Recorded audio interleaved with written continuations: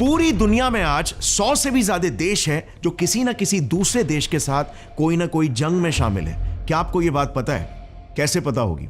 आखिर western media की नजरें तो सिर्फ रशिया यूक्रेन और इजराइल पैलेस्टीन वॉर पर ही अटकी रहती है। Israel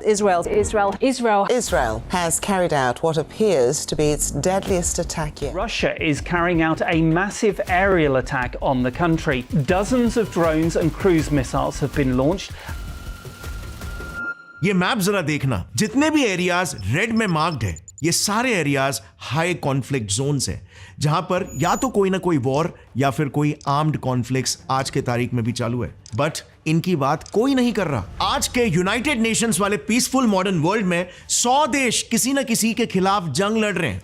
100 देश, जो फिगर बाय द वे दोनों वर्ल्ड वॉर्स के कंबाइंड फिगर से भी ज्यादा है। वर्ल्ड वॉर 1 में 30 देश लड़ रहे थे और वर्ल्ड वॉर 2 में 50 देश एक दूसरे से लड़ रहे थे। अच्छा, एक इंटरेस्टिंग बात आपने नोटिस की, इन वॉर टोन कंट्रीज में से कई नाम सुनकर आपको तो यकीन भी नहीं होगा कि इस कंट्री में भी वॉर चालू है। जैसे खुद अमेरिकन कॉन्टिनेंट में ही कई वॉर्स चालू है, बट अमेरिका ने तो यह मुद्दा फॉर सम रीजन आज तक कभी नहीं उठाया पब्लिकली।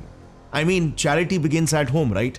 इनफैक्ट जब मैं इजराइल पैलेस्टीन वॉर पर स्टडी कर रहा था, तभी मुझे एक independent American agency ACLED institute और एक independent European institute Geneva academy of international humanitarian law and human rights का ये रिपोर्ट मिला। इस रिपोर्ट में इन्होंने ना पूरे दुनिया के सारे कॉन्फ्लिक्ट प्रोन एरियाज का एक मैप इशू किया था, जिसमें उन्होंने वॉर्स की इंटेंसिटी के हिसाब से कंट्रीज को ऑरेंज से लेकर रेड शेड में मार्क किया था। और इसमें भी अगर आप देखोगे तो इजराइल और पैलेस्टीन और रशिया यूक्रेन के अलावा भी देखो आज दुनिया में क्या हाल है। आज के मॉडर्न वर्ल्ड की एक बेहतर फंडामेंटल अंडरस्टैंडिंग डेवलप करने के लिए हम इस मैप के डार्क रेड एरियाज के टेंशन और तनाव के डायनामिक्स को समझने की कोशिश करेंगे, because these are areas with really intense armed conflicts. So let's start with our analysis with zooming out on the map, और हम फोकस करते हैं सबसे पहले अफ्रीका के कॉन्टिनेंट पे। अफ्रीका का पूरा कॉन्टिनेंट ही, जैसे आप देख सकते हो, आपको रेड के शेड्स में ही मार्क दिखेंगे। और एक इंटरेस्टिंग बात आपको बताऊं, आप दुनिया की कोई भी कंट्री ले लो, मोस्टली सभी कंट्रीज के बॉर्डर्स ना आपको ऐसे टेढ़े मेढ़े ही दिखाई देंगे। लेकिन क्या आपने कभी ये सोचा है कि पूरी दुनिया में सिर्फ अफ्रीकन कंट्रीज के ही बॉर्डर्स ऐसे स्केल से एकदम स्ट्रेट लाइन के जैसे खींचे हुए क्यों दिखाई देते हैं? दूसरी बात, इस कॉन्टिनेंट के ऑलमोस्ट हर एक नेशन में आज मैसिव इंस्टेबिलिटी है। 54 अफ्रीकन कंट्रीज में से 15 देश में आज तक वॉर्स लड़े जा रहे हैं। 10 देशों में एक्सट्रीम पॉलिटिकल इंस्टेबिलिटी है, मिलिट्री कूज होते रहते हैं। आज अफ्रीका दुनिया का सबसे गरीब कॉन्टिनेंट है। वहां के 22 देश तो दुनिया के सबसे पुअरेस्ट कंट्रीज में आते हैं। आप मैप में देख सकते हो, ये सारे देशों में तो भूखमरी छाई हुई। आखिर ऐसा क्यों है? Why is Africa so poor? Well, Africa के इन दोनों भी प्रॉब्लम्स का जन्म ना एक ही दौर से हुआ, 19th सेंचुरी। ये वो दौर था जब पूरे अफ्रीकन कॉन्टिनेंट पर 7 यूरोपियन पावर्स राज कर रहे थे, और इसीलिए इन 7 देशों में अफ्रीका पर अपना वर्चस्व बनाने को लेकर काफी झगड़े हुआ करते थे। लेकिन ताकि इंटरनल झगड़े वॉर्स में तब्दील ना हो जाए, इसीलिए 1884 में जर्मनी के लीडर ऑटो वॉन बिस्मार्क ने एक कॉन्फ्रेंस बुलाई, द बर्लिन कॉन्फ्रेंस ऑफ 1884। इस कॉन्फ्रेंस का सोल एजेंडा सिर्फ एक ही था, अफ्रीका को काट कर सब में बांटना। इसमें इन यूरोपियंस ने लिटरली अफ्रीका का मैप लिया और बिना वहां की पॉपुलेशन डेंसिटी समझे, बिना एथनिक डिस्ट्रीब्यूशन को स्टडी किए, बिना कोई पास्ट हिस्टोरिकल और सेंटिमेंटल टेरिटरीज को कंसिडर किए, इन्होंने मैप में स्केल से सीधी सीधी लकीरें खींचकर ऐसे बांटना शुरू कर दिया जैसे उनके बाप दादा की जमीन हो। यूके के प्राइम मिनिस्टर लॉर्ड सैलिसबरी ने तो ओपनली ये तक कह दिया था कि हम लिटरली एक दूसरे को पहाड़, नदियां और तालाब ऐसे बांट रहे थे जिनकी एग्जैक्ट लोकेशन भी हमें नहीं पता थी। हमने कभी वहां पर अपने पैर भी नहीं रखे थे। एक दिन तो बेल्जियम के राजा किंग लियोपोल्ड II ने जर्मनी और फ्रांस के बीच में चल रहे एक झगड़े को सुलझा दिया। इस बात के लिए उनको कॉन्गो का पूरा देश ही एज अ गिफ्ट दे दिया गया था। इसीलिए अगर आप देखोगे तो आज के मैप में अफ्रीका के कई कंट्रीज की बॉर्डर्स एकदम स्ट्रेट लाइन जैसी दिखाई देती है, जैसे किसी ने बैठ के उसे स्केल से ही ड्रॉ कर दिया हो, क्योंकि यही एग्जैक्टली हुआ था। और इसीलिए क्योंकि इस पूरे कॉन्टिनेंट को एकदम अंधाधुंध डिवाइड कर दिया गया, आज ऑलमोस्ट हर एक अफ्रीकन देश एक कॉन्फ्लिक्ट प्रोन एरिया बन चुका है।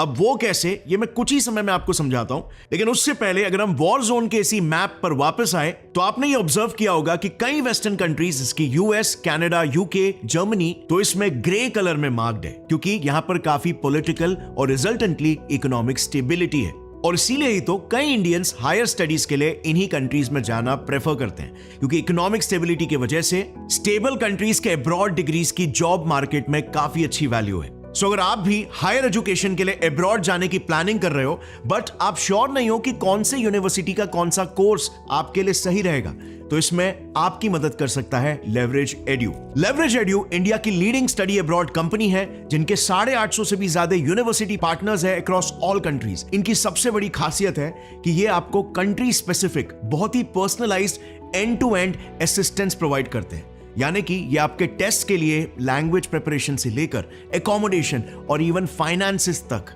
में आपकी हेल्प करते हैं। लेवरेज एड्यू के साथ अब तक 45,000 से भी ज्यादा स्टूडेंट्स ने सक्सेसफुली अपने ड्रीम यूनिवर्सिटीज में अपना ड्रीम करियर बिल्ड कर भी लिया है।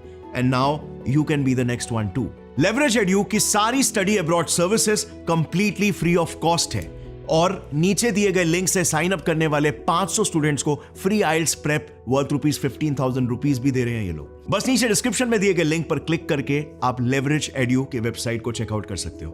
और अब वापस लौट आते हैं हमारे मेन टॉपिक पर। हम डिस्कस कर रहे थे कि कैसे, क्योंकि पूरे अफ्रीकन कॉन्टिनेंट को एकदम अंधाधुंध डिवाइड कर दिया गया था, आज ऑलमोस्ट हर एक अफ्रीकन देश एक कॉन्फ्लिक्ट प्रोन एरिया बन चुका है। अब जब तक यूरोपियन देश यहां पर राज कर रहे थे तब तक तो फिर भी ठीक था बिकॉज बॉर्डर्स के बीच में मूवमेंट पर कोई रेस्ट्रिक्शन नहीं थी और इन यूरोपियन देशों के बीच में आपसी अंडरस्टैंडिंग भी थी। लेकिन जैसे ही सब देश आजाद हुए और उनके बॉर्डर्स पेंस हो गए, इससे इंपैक्ट ये हुआ कि रातों रात कई परिवार बिछड़ गए, दूसरे देश में चले गए। और ये सिर्फ कुछ हजार लोगों के साथ नहीं हुआ। आज अफ्रीका के करीब 400 से 500 मिलियन लोग, जो उनकी 40% पॉपुलेशन है, वो सब डिवाइड हो चुके थे। आप इमेजिन करो, हम इंडियंस के केस में तो जब इंडिया पाकिस्तान का ही बंटवारा हुआ था तो ही कितनी फैमिलीज बिछड़े और बेघर हो गए थे, मार काट हुई थी।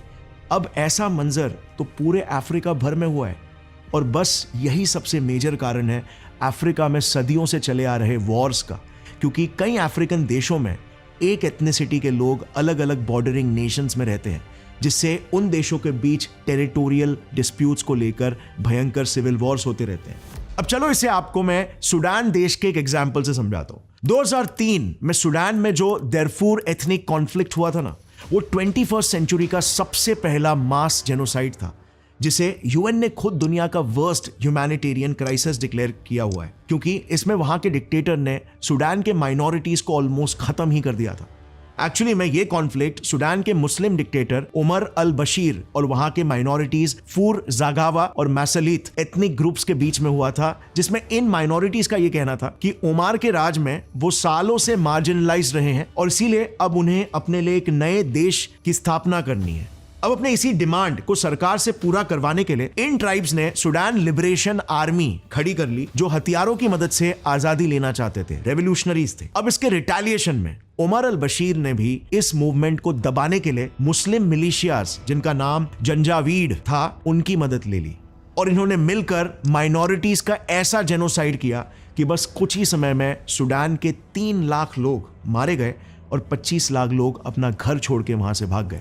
इस लेवल का मैसेकर हुआ कि अंत में यूएन और इंटरनेशनल क्रिमिनल कोर्ट को बीच में आना ही पड़ा। उन्होंने उमर अल बशीर के खिलाफ एक वारंट इशू किया और फिर सूडान में इलेक्शंस करवाए गए। अब इसके 2 आउटकम्स निकल कर आए।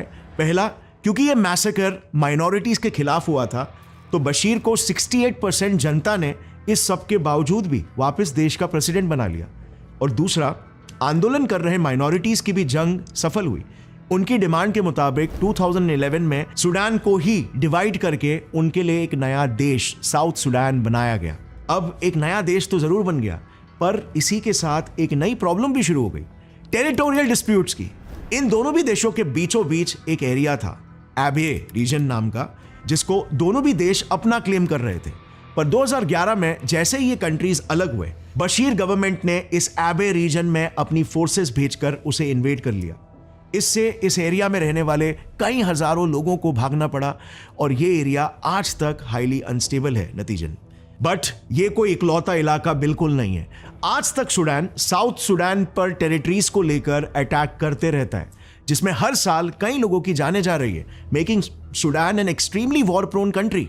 और जैसे कि मैंने कहा था, सूडान का तो मैं सिर्फ एक एग्जाम्पल ले रहा था, बट अफ्रीका में सूडान के अलावा भी कई देशों में टेरिटरीज को लेकर वॉर्स चल रहे हैं। जैसे वेस्टर्न सहारा रीजन को लेकर मोरक्को और पॉलिसारियो फ्रंट में वॉर शुरू है, फिर एरिट्रिया और इथियोपिया के बीच भी कॉन्फ्लिक्ट्स चालू है।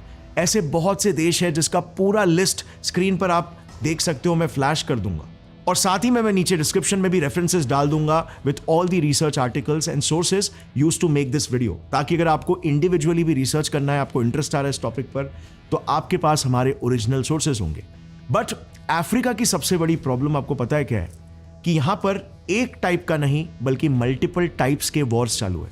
जैसे टेरिटरीज के अलावा भी कई देशों में डाइवर्स एथनिसिटीज के बेसिस पर भी एक अलग इंडिपेंडेंट देश बनवाने की भी डिमांड्स उठ रही है, और उसके लिए भी वॉर्स चालू है। इथियोपिया में for example Tigray People's Liberation Front TPLF Tigray ethnicity के लोगों के लिए देश मांग रहे।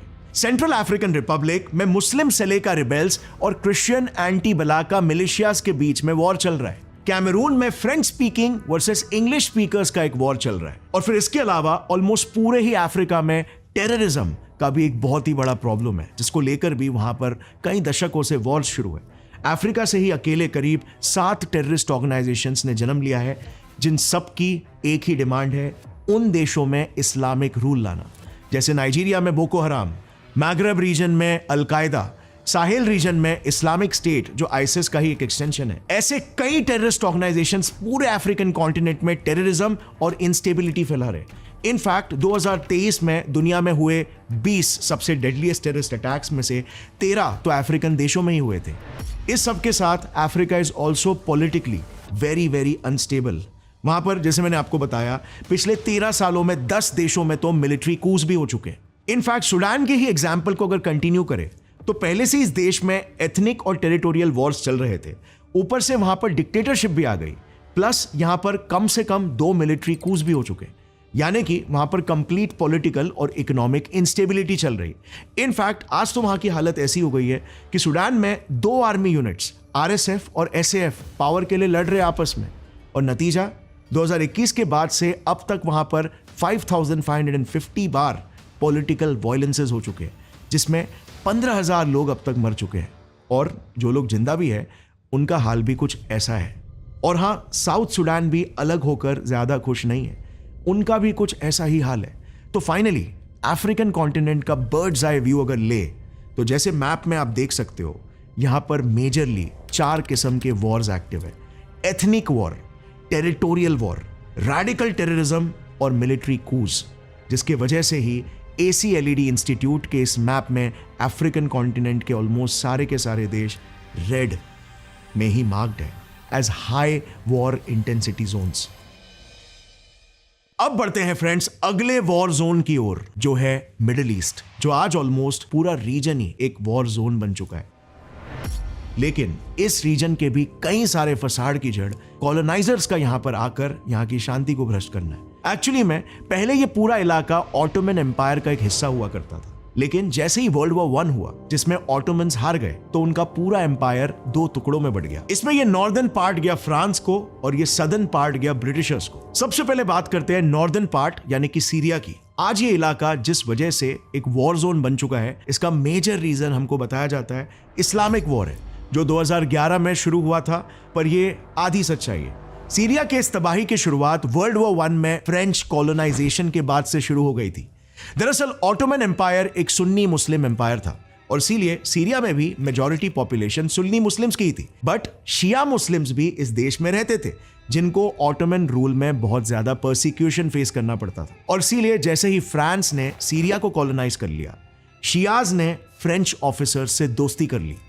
अब ये तो हर एक इंपीरियलिस्ट कंट्री की स्ट्रैटेजी रही है, डिवाइड करके रूल करने की, और इसीलिए फ्रेंच ने ऑलमोस्ट सारे शियास को फ्रेंच सीरियन आर्मी में ज्वाइन करवा लिया। और फिर इसके बाद 1963 में जब फ्रांस ने सीरिया को आजादी दे दी और फ्रेंच लोग चले गए, तब जाने से पहले फ्रांस ने किसी इलेक्टेड गवर्नमेंट को सीरिया हैंडओवर करने की जगह पर सीरियन आर्मी को ही देश पर राज करने छोड़ दिया।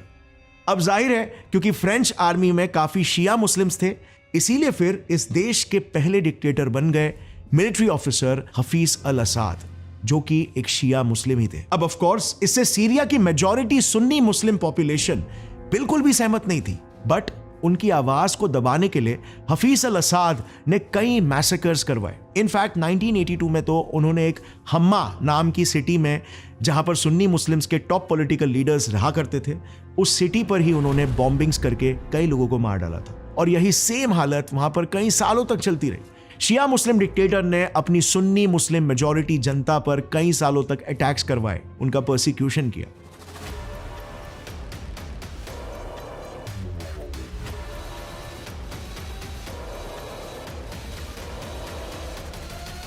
लेकिन जैसे ही 2010 आया तो इस दौर में पूरे मिडिल ईस्ट में अरब स्प्रिंग शुरू हुआ, जब पूरे अरब वर्ल्ड में डिक्टेटरशिप हटाकर डेमोक्रेसी की स्थापना करने को लेकर प्रोटेस्ट छिड़ गए। और तब 2011 में ये इतने सालों से दबा हुआ गुस्सा एक सिविल वॉर के रूप में फटकर बाहर निकला।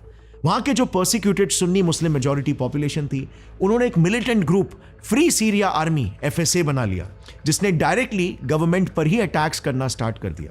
अब यहां पर ध्यान देना, इस मोमेंट तक ये वॉर सिर्फ रिबेल वर्सेस सीरियन गवर्नमेंट ही था, लेकिन धीरे धीरे इसमें अब कई पार्टीज जुड़ते चले गए। जैसे अगस्त 2012 में इसमें अलकायदा इराक भी इन्वॉल्व हो गई। बेसिकली ओसामा बिन लादेन ने अफगानिस्तान में जो अलकायदा बनाया था, AOI उसी का ही एक इराकी विंग था, जो 2003 में अबू बकर अल बगदादी के लीडरशिप में इराक में बनी थी। सो इस ऑर्गेनाइजेशन ने भी वॉर को ज्वाइन कर लिया और सिर्फ 3 सालों में उन्होंने इराकी गवर्नमेंट और US फोर्सेस को अटैक करके इतने एरियाज को अपने कब्जे में ले भी लिया था। अब इसके रिटेलिएशन में असाड ने तो डायरेक्टली बैरल बॉम्ब्स, यानी कि वो केमिकल बॉम्ब्स जिनको वर्ल्ड वॉर्स के बाद बैन कर दिया था, वो बॉम्ब्स आम जनता पर बरसाना शुरू कर दिया। इसका इंपैक्ट इतना डेडली था कि जब तक ये वॉर अपने पीक पर था, तब हर साल कम से कम 60,000 लोग इस बॉम्ब से मारे जा रहे थे।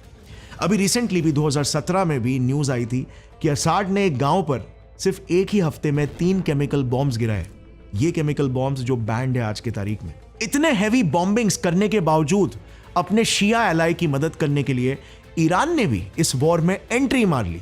ईरान ने, जाहिर सी बात है, उसी के इशारे पर चलने वाली टेररिस्ट ऑर्गेनाइजेशन हिजबुल्लाह को असाड गवर्नमेंट की मदद करने के लिए सीरिया में डिप्लॉय कर दिया। मतलब अब इस वॉर में 4 पार्टीज इन्वॉल्व हो चुकी थी। लेकिन अप्रैल 2013 में अल कायदा इराक के लीडर अबू बकर अल बगदादी ने यह डिसाइड कर लिया कि वो अब अफगान बेस्ड अल कायदा लीडरशिप की बात नहीं मानेंगे, और इसीलिए अल बगदादी ने यह डिक्लेयर कर दिया कि वो अब AQI नहीं बल्कि आइसिस यानी कि Islamic state of Syria and Iraq है, और वो इस इस्लामिक स्टेट का नया खलीफ है। इसके बाद आइसिस ने, ये जो स्क्रीन पर आप देख रहे हो ना, इतने सारे इराकी और सीरियन एरियाज को अपने कब्जे में ले लिया। मतलब मैक्रो पिक्चर से अगर देखें तो अब सीरिया पर कंट्रोल 3 पार्टीज चाहती थी, Assad versus free Syrian army versus ISIS. और जब आइसिस पिक्चर में आई तो 2014 में US ने भी ऑपरेशन इनहेरेंट रिजॉल्व लॉन्च करके इस वॉर में आइसिस को खत्म करने के लिए एंट्री ली। फिर US आया तो असाड ने रशिया को इनवाइट कर दिया, जिसके बाद रशियन फोर्सेस भी आइसिस और FSA से लड़ने आ गई। मतलब एक एक करके आज अगर आप देखोगे तो इतनी सारी पार्टी सीरिया में वॉर लड़ रही है, मगर वहां के आम लोगों की हालत कुछ ऐसी हो गई है।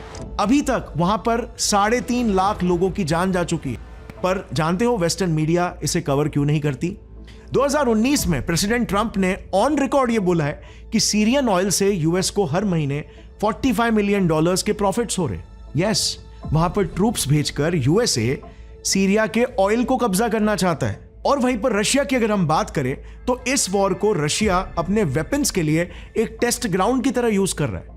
अब तक रशिया ने 600 वेपन्स सीरिया में सक्सेसफुली टेस्ट कर लिए, पर सीरियन सिविल वॉर को कोई भी लाइमलाइट नहीं मिल रहा है जितना इजराइल पैलेस्टीन या फिर रशिया यूक्रेन वॉर को मिल रहा है। यह था इस रीजन का पहला वॉर जो चालू है। अब आते हैं नीचे साउथ में इजराइल वर्सेस पैलेस्टीन वॉर की तरफ, जिसके बारे में तो बहुत ही कम लोग जानते हैं कि यह जंग की शुरुआत एक्चुअली में ब्रिटिशर्स के वजह से हुई थी। यस, इसके पीछे ब्रिटिशर्स की एक्चुअली में एक काफी स्मार्ट स्ट्रेटेजी है। देखो 1920 में फर्स्ट वर्ल्ड वॉर में जहां पर ऑटोमन एम्पायर को हराकर फ्रांस को सीरिया मिला था, वहीं पर सेम टाइम पर ब्रिटेन को पैलेस्टीन के एरियाज मिल गए थे। अब यहां पर ब्रिटिशर्स के लिए एक प्रॉब्लम बन गई।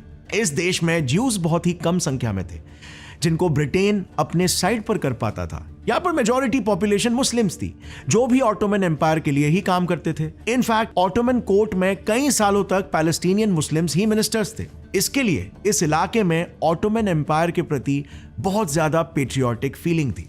तो अब जाहिर सी बात है, इतने नेशनलिस्ट लोगों में ब्रिटिश ज्यादा दिनों तक इस एरिया को कंट्रोल नहीं कर पाते और इसीलिए उन्होंने एक तरकीब सोची। उस वक्त पूरे दुनिया में जायोनिज्म मूवमेंट चल रहा था जिसमें पूरे दुनिया के ज्यूज उनके लिए एक होमलैंड यानी कि देश की तलाश में थे और जेरूसलम की जमीन को तो पहले से ही तीनों इब्राहिमिक रिलीजियंस पवित्र मानते थे।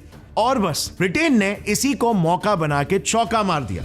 मतलब उन्होंने बैलफोर डिक्लेरेशन अनाउंस करके ये बोल दिया कि हम ज्यूज को ना एक नया होमलैंड पैलेस्टीन में बना के देंगे। इससे वेस्ट की दो प्रॉब्लम सॉल्व हो गई। एक ये कि अब वो पैलेस्टीन में डिवाइड एंड रूल आसानी से कर सकते थे और दूसरा उनको यूरोप में उनके देश में खुद की कोई टेरिटरी को ज्यूज का होमलैंड बनाने के लिए कुर्बान नहीं करना पड़ता।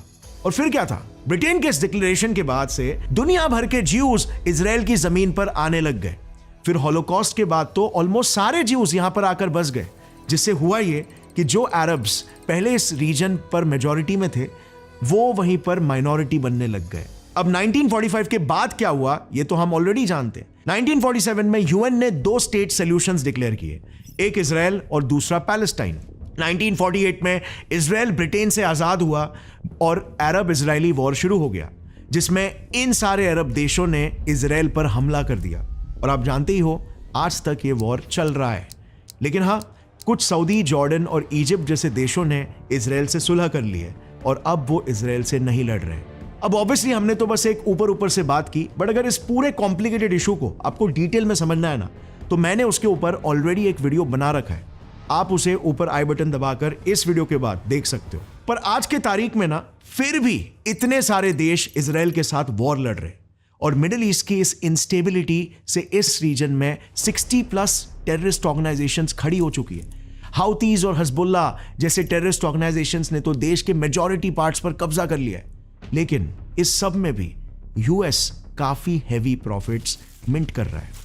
दिसंबर 2022 में यूएस के डिफेंस कंपनीज ने इजराइल में $200 मिलियन के वेपन्स बस एक महीने में बेच के कमाए। इनफैक्ट जब से इजराइल का वॉर शुरू हुआ है यूएस के डिफेंस सेक्टर के स्टॉक्स अपने पीक पर है। हाउ आयरॉनिक राइट, अपने आप को पीस के लिए इंचार्ज कहने वाला देश ही वेपन्स बेच के पैसे कमा रहा है और शायद कभी चाहता नहीं है कि वॉर्स एंड भी हो। बिकॉज बिलीव मी और नॉट, लाइक ये इस वीडियो से एक चीज तो बिल्कुल क्लियर हो रही होगी कि वॉर एक कितना बड़ा इंडस्ट्री है, एक कितनी बड़ी इकोनॉमी है। अब एनीवे बढ़ते हैं वीडियो में आगे। अगर आप मैप में हल्का सा लेफ्ट की तरफ आओगे ना तो सरप्राइजिंगली आपको अमेरिका के भी कई देश मिल जाएंगे जो भी रेड के शेड्स में मार्क्ड है। अब आई नो इस वॉर जोन अमेरिकन कॉन्टिनेंट के बारे में तो आपने इतना सुना भी नहीं होगा क्योंकि ये अमेरिका का बेस्ट केप्ट सीक्रेट है। आज तक आपने ये जरूर सुना होगा कि कोल्ड वॉर में यूएस ने कई सारे देशों को तबाह कर दिया, वहां पर सरकारें गिरा दी है। पर क्या आपको यह पता है कि यूएस खुद के ही देश में जिस ड्रग इन्फेस्टेशन से लड़ रहा है उनके देश में जहां पर लोगों की हालत कुछ ऐसी है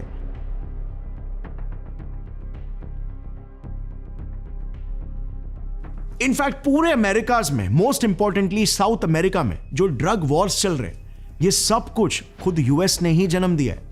यस, अमेरिकन कॉन्टिनेंट की इनफेमस ड्रग प्रॉब्लम का क्रिएटर खुद यूएस ही है। तो बात 1979 यानी कि कोल्ड वॉर के समय की है। उस वक्त निकारागुआ नाम के एक साउथ अमेरिकन देश में जो गवर्नमेंट बनी थी वो गवर्नमेंट उस वक्त यूएसएसआर द्वारा बैक्ड थी। अब जाहिर है US is very insecure about communism, so इससे यूएस डर गया कि इसके बाद पूरे साउथ अमेरिका में कम्युनिज्म या सोशलिज्म फैल ना जाए और इसीलिए यूएस ने उस देश के एक रिबेल ग्रुप कॉन्ट्रा को सीक्रेटली फंडिंग और हथियार सप्लाई करना शुरू कर दिया। लेकिन 1984 में जब यूएस की पार्लियामेंट को यह पता चला उन्होंने इस फंडिंग को तुरंत ऑफिशियली बंद कर दिया। बट इसके बाद यूएस एक्चुअली में रुका नहीं। सीआईए ने एक दूसरा रास्ता निकाला, एक इलीगल अनऑफिशियल तरीके से फंड सप्लाई करने का। दरअसल 1996 की यह बात है जब एक अमेरिकन जर्नलिस्ट गैरी वेब ने काफी secretive CIA Contra crack cocaine controversy expose किया था। और तभी जाकर पूरी दुनिया के आंखों के सामने यूएस के ये कारनामे भी आए थे।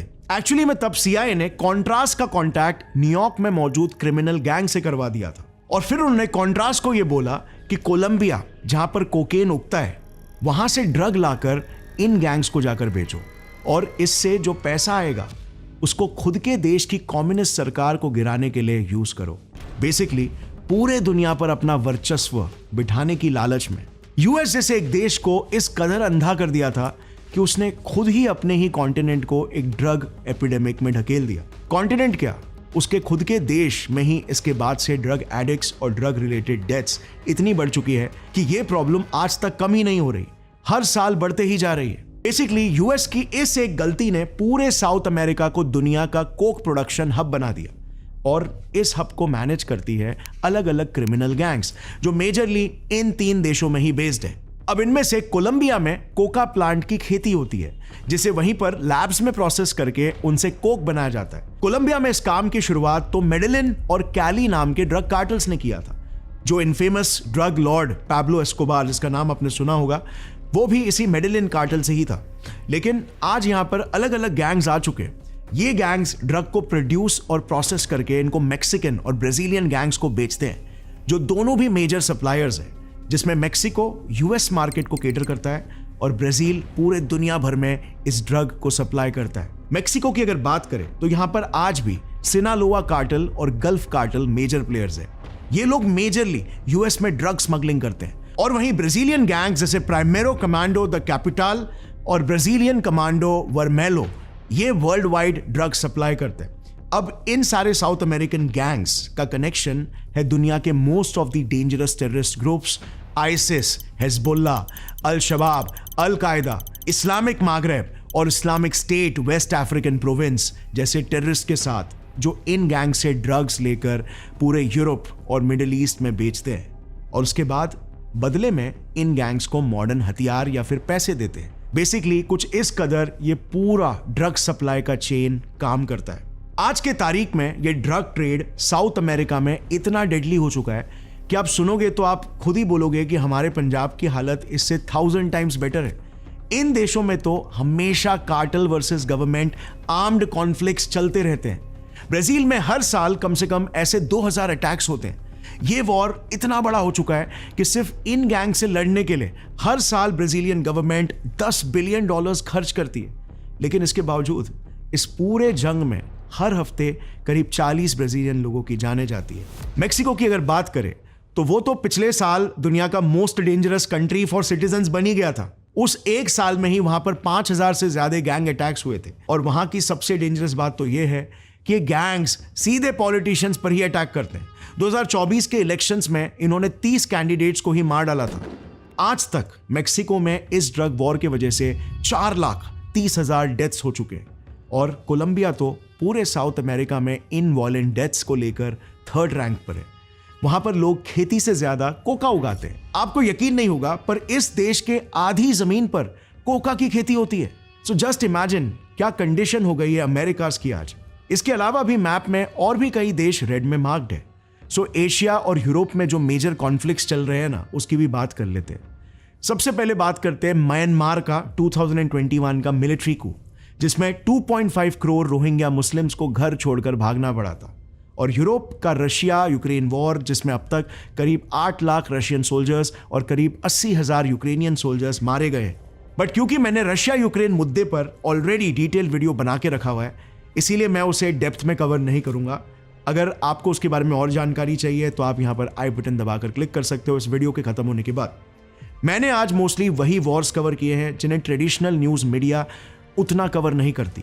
ये सारे वॉर्स सीक्रेटली चलते रहते हैं क्योंकि मेजॉरिटी केसेस में west is not benefiting out of it, तो उसके बारे में बात करके क्या फायदा। इनफैक्ट ये कहना भी शायद गलत नहीं होगा कि यूएस पूरी दुनिया में वॉर्स और कॉन्फ्लिक्ट्स के थ्रू ही अपनी हेजीमनी बढ़ाते रहता है, बट वहीं पर अपनी एक क्लीन इमेज मेंटेन करने के लिए वो डेमोक्रेसी और ह्यूमन राइट्स का फरिश्ता बन जाता है और एक पॉजिटिव पीआर इमेज बनाकर रखता है ताकि ग्लोबल लेवल पर यूएस की रेपुटेशन हमेशा मेंटेन रहे। And those who understand that democracy is essential. The power of democracy and how democracies can be strengthened. Of American democracy. And in fact, that's what distinguishes democracy. अब US ने कैसे under the mask of its positive PR कई सारे देशों को तबाह किया है, वहां पर पॉलिटिकल और इकोनॉमिक इंस्टेबिलिटी फैलाई है, वहां पर वॉर्स के वजह से लाखों लोगों की जानें जा चुकी है और आज भी जा रही है। कैसे पूरा का पूरा मिडिल ईस्ट आज तक अपने पांव पर खड़ा नहीं हो पाया है और कैसे ये सब यूएस की करामत है, इस पर मैंने एक डिटेल्ड एनालिसिस वाला वीडियो ऑलरेडी पब्लिश किया हुआ है, जो I highly suggest you should check it out. यहां पर आई बटन दबाकर आप उसे चेक कर सकते हो। सो फ्रेंड्स, इस वीडियो से मोस्टली हमें यही चीज समझ में आती है यार कि यार वॉर को किसी भी हालत में एक इंडस्ट्री, एक इकोनॉमी नहीं बनाना चाहिए। बट ह्यूमन नेचर कैसा है यार, जस्ट बिकॉज हम ह्यूमंस की टेंडेंसी है फंडामेंटली कि हम इजीली बांटे जा सकते हैं, इस वजह से इन बंटवारों को एक्सप्लॉइट करके कैसे एक्सटर्नल पावर्स, कैसे इंटेलिजेंस एजेंसीज डिस्ट्रॉय कर देती है चीजों को, एक बेहतर भविष्य को, मानवता के फुल पोटेंशियल को डिस्ट्रॉय कर देती है बस निजी शॉर्ट टर्म गेन्स के लिए। And I think this is not at all right. और इसीलिए यहां पर मुझे इंडिया की पर्सनल फिलॉसफी बेस्ट लगती है, सबका साथ सबका विकास, वासुदेव कुटुंबकम। आई थिंक दुनिया में जो भी सुपर पावर होगा उसे यही फिलॉसफी को एम्ब्रेस करना चाहिए ताकि सभी का विकास हो, सारे देशों का विकास हो और एक बेहतर ह्यूमन सिविलाइजेशन डेवलप हो सके। विद दैट सेड, अगर इस वीडियो से आपको कुछ भी नया सीखने मिला तो एक लाइक जरूर ठोकना and share this video with as many friends as you can, because in wars के बारे में भी लोगों को पता चलना चाहिए। हमें सिर्फ वही इंफॉर्मेशन नहीं चाहिए जो वेस्टर्न मीडिया हम पर थोप रही है। See you next time friends, take care, जय हिंद।